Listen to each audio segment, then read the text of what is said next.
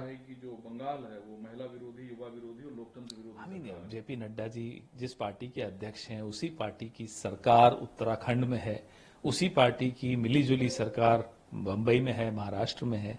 उत्तराखंड में एक नर्स के साथ बलात्कार हुआ, उसकी हत्या हुई। उत्तराखंड में बस के अंदर एक गैंगरेप हुआ एक बच्ची का। बंबई में एक डॉक्टर के साथ बदसलूकी हुई सायन हॉस्पिटल में। क्यों उस वक्त आंख और कान और मुंह बंद हो जाता है इनका, नड्डा जी का?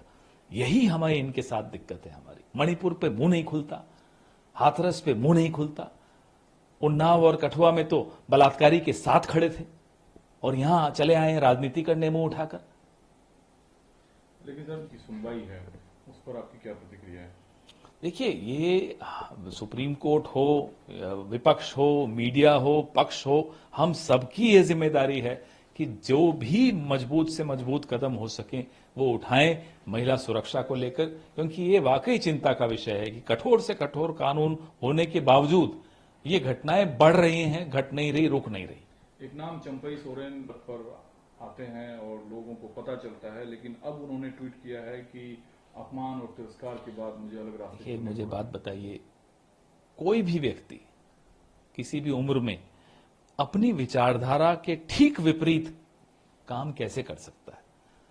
भाई, या तो कोई ईडी है का खेल है या कोई सीडी का खेल है, हमें नहीं मालूम क्या है, लेकिन जो भी हो, दबाव में आकर आप अपनी पूरी विचारधारा बदल दें, ये बड़ा अफसोस की बात होती है। इधर से देवेंद्र यादव जो इस बार सभा चुनाव कांग्रेस के नेता हैं और जीते भी थे, उन्हें बलौदा बाजार हिंसा मामले में गिरफ्तार किया गया है। हालांकि पूर्व मुख्यमंत्री भूपेश बघेल ने इन्हें इस कार्रवाई को बदले की कार्रवाई बताया। बलौदा बाजार हिंसा की जो वारदात थी वो लगभग 2 महीने पुरानी है। 2 महीने बाद अगर आप किसी को गिरफ्तार कर रहे हैं तो जाहिर सी बात है कि आपका मकसद सिर्फ एक हल्की और छोटे लेवल की राजनीति करना है।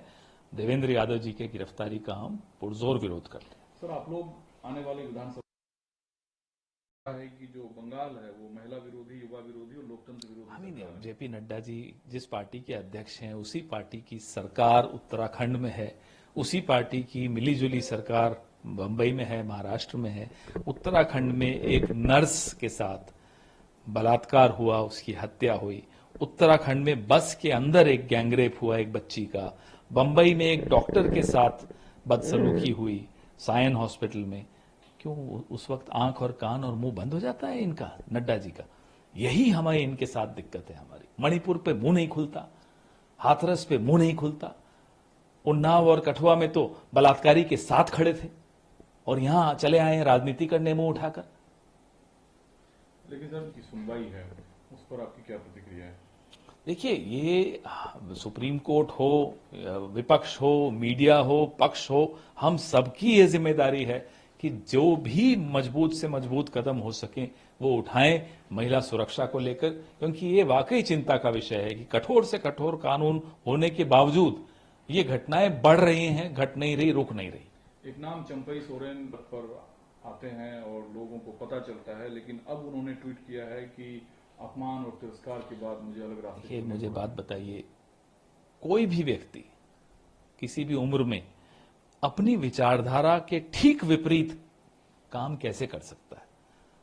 भाई, या तो कोई ईडी है का खेल है या कोई सीडी का खेल है, हमें नहीं मालूम क्या है, लेकिन जो भी हो, दबाव में आकर आप अपनी पूरी विचारधारा बदल दें, ये बड़ा अफसोस की बात होती है। इधर से देवेंद्र यादव जो इस बार सभा चुनाव कांग्रेस के नेता हैं और जीते भी थे, उन्हें बलौदा बाजार हिंसा मामले में गिरफ्तार किया गया है। हालांकि पूर्व मुख्यमंत्री भूपेश बघेल ने इन्हें इस कार्रवाई को बदले की कार्रवाई बताया। बलौदा बाजार हिंसा की जो वारदात थी वो लगभग 2 महीने पुरानी है।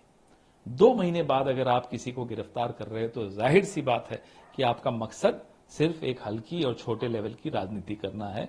देवेंद्र यादव जी के गिरफ्तारी का हम पुरजोर विरोध करते हैं। सर, आप लोग आने वाली विधानसभा न्यूज नेशन अब व्हाट्सएप पर खबरों के ताजा अपडेट के लिए न्यूज नेशन के इस क्यूआर कोड को स्कैन करें